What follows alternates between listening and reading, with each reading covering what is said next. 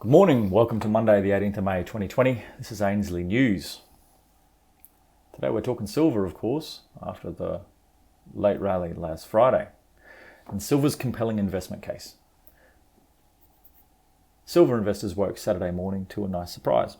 In USD terms, silver jumped 75 cents or 4.8%, and even better in Australian dollars, up $1.31 or 5.5%. Whilst it looks like that just takes silver back to where it was before it plunged in March during the broader coronavirus liquidity squeeze, it may well portend greater moves ahead.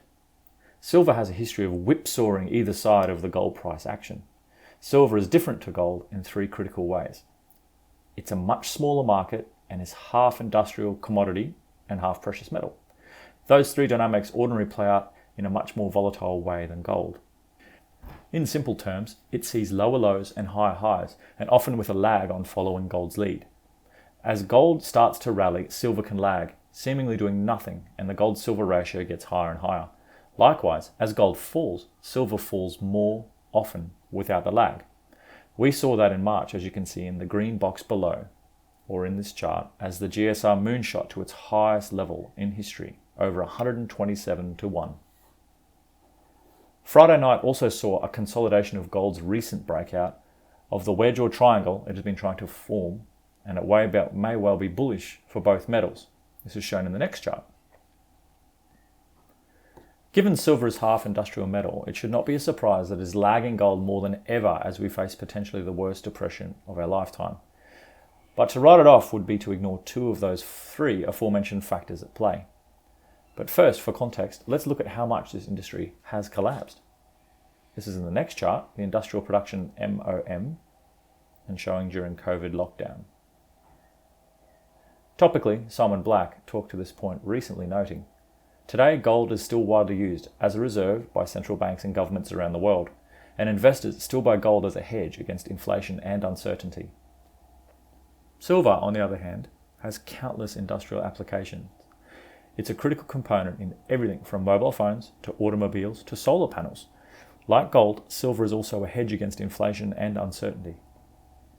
But silver's demand fundamentals are more heavily influenced by overall economic health. If the economy is in recession, silver prices can fall because there's less demand from industry. Gold, on the other hand, doesn't follow that pattern. In 5 out of the last 6 recessions, in fact, gold has increased in price. That's why recessions and extreme turmoil can lead to a massive spike in the gold-silver ratio. Gold goes up and silver stays flat, or even falls. Just prior to World War II, as Hitler launched his invasion of Poland, the ratio spiked to 98 to 1. In 1991, as the First Gulf War began, the ratio again reached 100 to 1. This is shown in that chart there too, for GSR. There's still a lot we don't know about this pandemic. We don't know how long it will last, how much destruction it will cause, or what the world will look like once this is over. We can be pretty sure that central banks are going to print a ridiculous amount of money, and that the governments will go into a ridiculous amount of debt. They've told us this much, and they've already started to do it. So this seems pretty obvious. The price of gold is up significantly in the last several months, and since the start of the crisis. But the price of silver has declined, leading to a record high gold-silver ratio. This ratio may stay elevated for a while, or even go higher. But in the past, the ratio has always returned to more traditional levels. Always. Even when the world was facing Adolf Hitler or the Great Depression. So it stands to reason that if they keep printing money, which they already are, and the ratio eventually returns to a historic range, the price of silver could really skyrocket. To take Black's comments a little further, we need to also look at the size of the markets. Prices rise on demand against supply.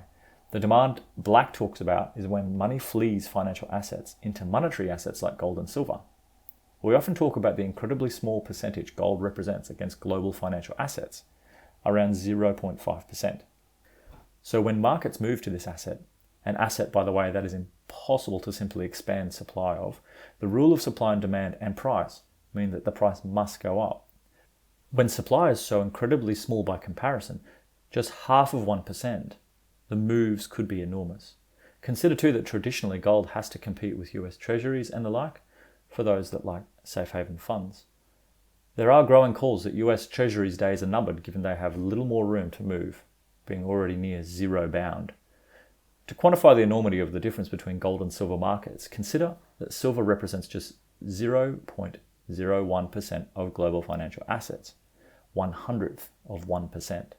Looking at it a different way, if we look at total holdings of investment and central bank holdings of gold and silver, we have not dissimilar weights, but around $3 trillion of gold and around 50 billion in silver by value.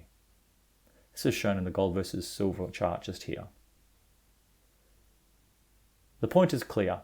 Yes, half of silver is used in industry, and yes, those industries are by and large tanking. Commodities in general look like they might not be about to tank, as we discussed here last week. Silver may well have further headwinds ahead in the short term. However, as Black points out, there is one certainty in this crisis, is that we're going to see more rampant currency debasement as the government's response. When these paper financial markets look to where to invest en masse, their sheer size and scale completely dwarf the investable silver market. Those investors often look for value as well when they are looking at a historically sky-high GSR against gold. They may well choose silver over gold. Weekly total transparent holdings of silver, mutual funds, ETFs, COMEX, etc., remain in a strong uptrend despite silver's languishing price action. In just the last week, 18.4 million ounces of silver were added to these depositories.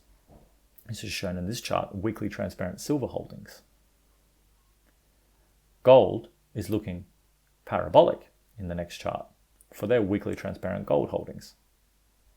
After Friday night's price, the GSR still sits at a record high or near record high of 105 to 1. History, reversion of mean, and supply and demand wouldn't indicate that that can last. And that's news today. We look forward to chatting to you again tomorrow. And of course, you can always catch our news and read it via ainslieybullion.com.au.